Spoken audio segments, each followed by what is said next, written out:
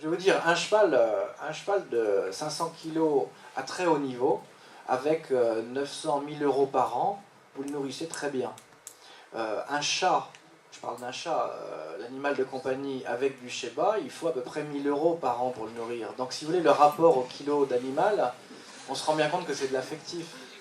Nourrir un chat à la campagne, ça coûte 0 centime. Il va dans le grenier, il chasse les souris.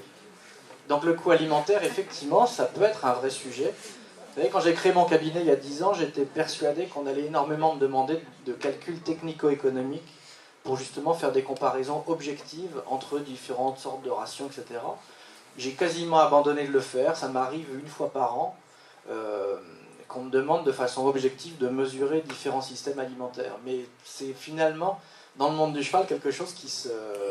C'est un peu mal de parler d'argent et de nourriture. Un peu comme si les gens ont peur, quand ils parlent de prix alimentaire, qu'on fasse de l'économie de bout de chandelle et qu'on nourrisse mal. Dans mes premières années, j'ai perdu des clients parce que je leur disais avoir amélioré la valeur technique de la ration et le coût alimentaire avait tellement chuté qu'ils ne m'ont pas cru. C'est-à-dire qu'aujourd'hui, psychologiquement, dépenser peu pour nourrir, c'est quelque chose de pas acceptable. C'est comme ça. Moi, je ne suis pas un combattant de l'impossible. Hein. C'est-à-dire que on en est là aujourd'hui. C'est-à-dire que les gens ont du mal à croire qu'on peut économiser et faire mieux. Bon. J'avais une question sur, pour revenir sur les compléments alimentaires, mais sur la vertu ostéo-articulaire dans ce système marketing. Est-ce qu'il y a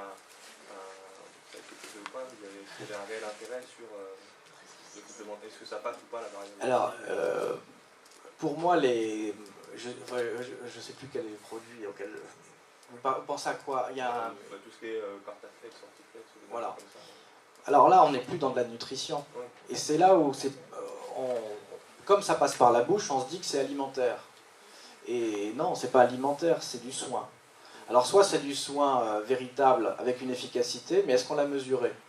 C'est ma question. Et voilà. Alors moi, là encore, c'est plus du tout mon métier, donc, et c'est pas parce que je veux taper en touche, c'est parce que je ne sais pas guérir une inflammation ou un problème ostéo-articulaire. Donc je dis, allez voir votre vétérinaire, demandez-lui s'il a des preuves sur ce produit, celui-là, et qu'il vous dise les doses. Je sais parce que je suis à peu près, enfin je suis pas à peu près, je suis tous les ans depuis 10 ans dans les congrès vétérinaires, parce que toutes ces questions m'intéressent et je sais que sur le marché, il y a des produits de mensonges qui sont des vrais mensonges. Donc plutôt que de vous laisser avoir, alors que vous n'avez pas les éléments pour juger de c'est efficace, c'est pas efficace, vous avez un veto qui est là pour vous dire écoute, mets ton argent ailleurs, mais il y a beaucoup de produits qui servent à rien, tout simplement. Mais il y en a qui sont très efficaces. Honnêtement, je ne pourrais pas vous répondre, et comme vous avez vous-même pas la formation, vous demandez au vétérinaire. Tant mieux, ça me rassure.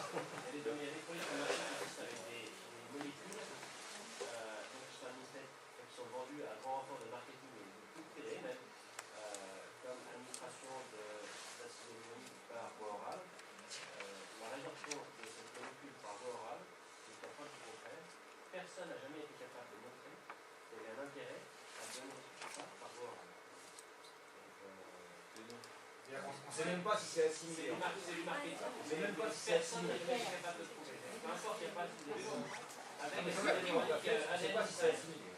Par les vétérinaires, on ne sait pas si l'assimilation de la glucosamine bacilluronique par la glucosamine. On ne sait pas.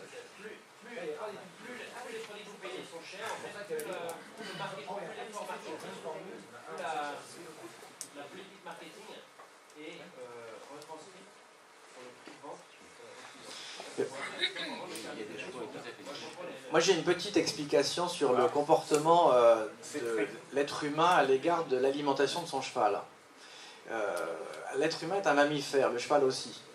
Et l'être humain, il a un truc, c'est que le premier jour de sa naissance, il vit une souffrance physique épouvantable. Et des médecins, des scientifiques médecins ont découvert, des pédiatres, mais il y a une quinzaine d'années à peine, que la souffrance venait simplement du fait d'avoir faim.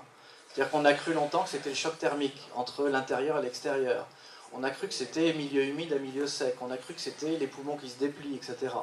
Et les pédiatres scientifiques ont découvert que c'est le fait que le cordon soit coupé et que pendant 9 mois, l'embryon ou le fœtus ou le bébé, pendant la grossesse, n'a jamais eu faim. Brutalement, on coupe le cordon et il découvre la faim. C'est ce qui fait que les poulains, quand ils sont tombés par terre derrière la jument, se mettent debout et vont téter. Ils ont tellement mal, mais mal de souffrance absolue, qu'ils se mettent debout alors que c'est impossible. Vous avez vu les poulains, quand ils se mettent debout, on se demande si un jour ils y arriveront. Et en fait, qu'est-ce qui les pousse? Des neurologues ont découvert, c'est l'adrénaline qui fait ça. Et qu'un bébé humain, quand il rampe jusqu'à la poitrine de sa mère, c'est l'adrénaline qui lui donne cette force.